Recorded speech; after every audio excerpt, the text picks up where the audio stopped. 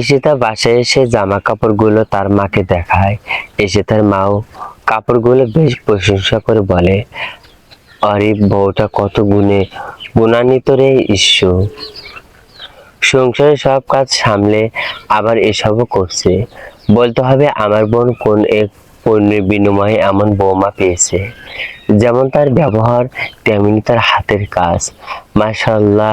ঈশিতা মায়ের কথা শুনে মুখ বেঁকিয়ে বলে, বড় ভাবির ব্যবহার আগে ভালো ছিল আম্মু, এখন দুটো টাকা কামিয়ে দেমাগ বেড়ে গিয়েছে।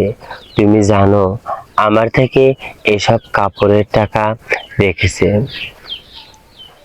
মেয়ের কথা শুনে ঈশিতার মা চোখ বড় বড় করে নেয়, বিস্ময় নিয়ে বলে, কি বলিস? আত্মীয়দের থেকে আবার দাম নেওয়া কিসের? কি জানি 6,500 টাকা হয়েছিল ড্রেসগুলো, আমার কাছে তো 2,000 মতো ছিল। এটা বলায় সে বলে তার বিকাশ নাম্বার নিয়ে আসতে। পরে যে বিকাশ করে দেই, অরিত্র ভাইয়া সামনে ছিল আমাদের। পরে সেই আমার ড্রেসগুলো দাম পরিশোধ করে। বৌমা সেটা নিল হোম। এরপর দুই মামে মিলে কিছু নীলার বদনাম করে। কথাবার্তা শেষ করে ঈশিতা চলে যায় নিজের রুমে। অন্যদিকে ঈশিতার মা ফোন দিয়ে কল লাগায় বড় ছেলের কাছে। কাপড়ের মূল্য নেওয়ার পুরো বিষয়টা আর একটু তেল মশলা মিশিয়ে এমন ভাবে উপস্থাপন করে নীলার শাশুড়ির কাছে যে ভদ্র মহিলার মনেও নীলার জন্য একটা ক্ষোভের জন্ম নেয়। কিন্তু সে ততক্ষণ কিছু বলেন না এই বিষয়ে। সময় বুঝে যাক উঠাবেন এই ঘটনার। এরই মাঝে কেটে যায় আরো কিছুদিন। অরিত্র বহু আগে থেকে প্ল্যান করে রেখেছিল তাদের বিবাহ বার্ষিকটা জাঁকজমকপূর্ণ ভাবে পালন করবে। নীলার কাছে সেদিন সে নিজের সকল কাজের জন্য মাপ চাইবে, কিন্তু বিধিমাম তাদের বিবাহ বার্ষিকীর কয়েকদিন আগে হুট করেই অরিত্রের ভাইরাল ফিভার হলো। তার করা প্ল্যানগুলো একটাও বাস্তব মুখ দেখতে পারে না। তার অসুস্থতার মধ্যেই তাদের বিশেষ দিনটি হেলায় চলে যায়। প্রতিবারের মতো এবার নীলাও কোনো আগ্রহ দেখিয়ে কোনো উদযাপন করে না।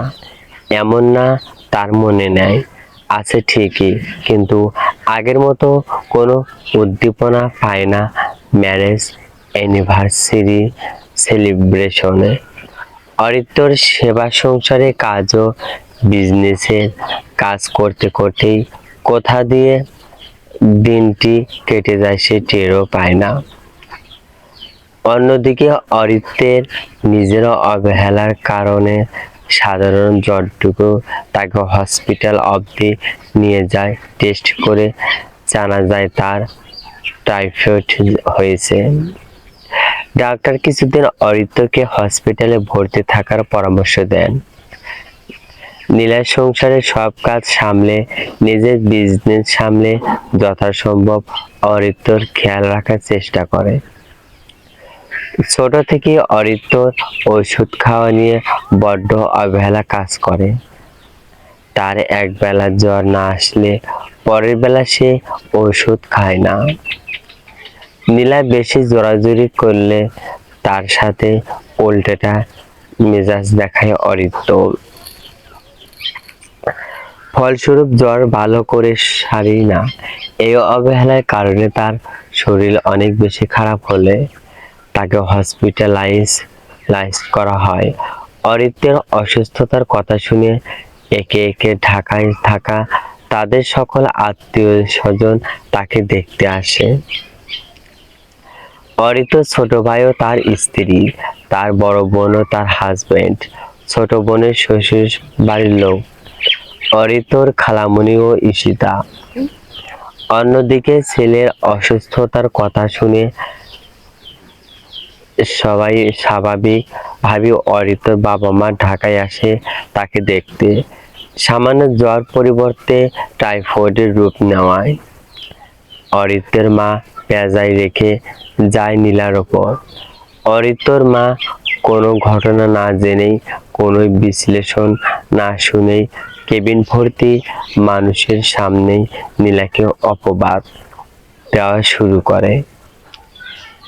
আমার ছেলে অসুস্থতার জন্য তুমি দায়ী।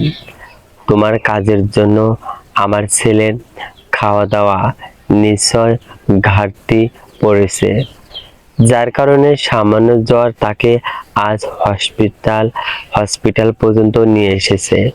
বউ মানুষে আবার টাকার কামানো লাগবে কেন? তোমাকে কোন জিনিসটা আমার ছেলে দিচ্ছে না?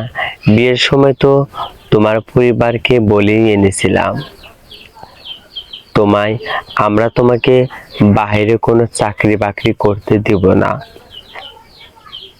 লজ্জায় অপমানে নীলার চোখে পানি চলে আসে। এসিতাও তার মা ঠোঁট টিপে হাসতে থাকে। অরিত্র বোনও মায়ের সাথে তাল মেলায়।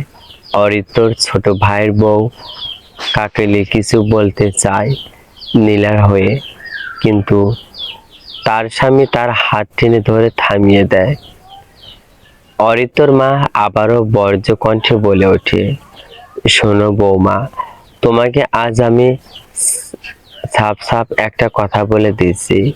হয়তো তুমি আগের মতো শুধু সংসারটাই করবে, তোমার সকল ধ্যান জ্ঞানে থাকবে আমার ছেলে আর সংসার, না হয় তোমার ব্যবসা।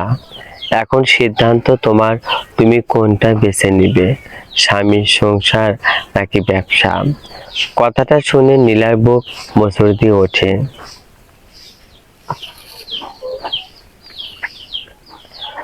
গল্পটি ভালো লাগলে বেশি বেশি শেয়ার করে আপনার গল্পপ্রেমী বন্ধুদের নিকট পৌঁছে দিন।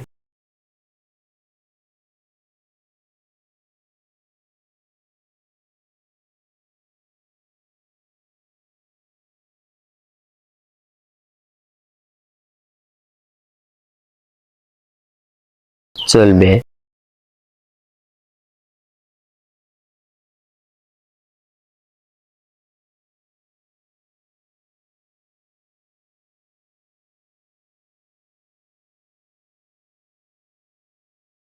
এখন অনেকের মনে প্রশ্ন আসবে, অরিত্রর ছোট ভাইয়ের বউ তো ইনকাম করে, তার বেলায় বাধা দেয়নি অরিত্রের মা, তাহলে নীলের বেলাতেই কেন?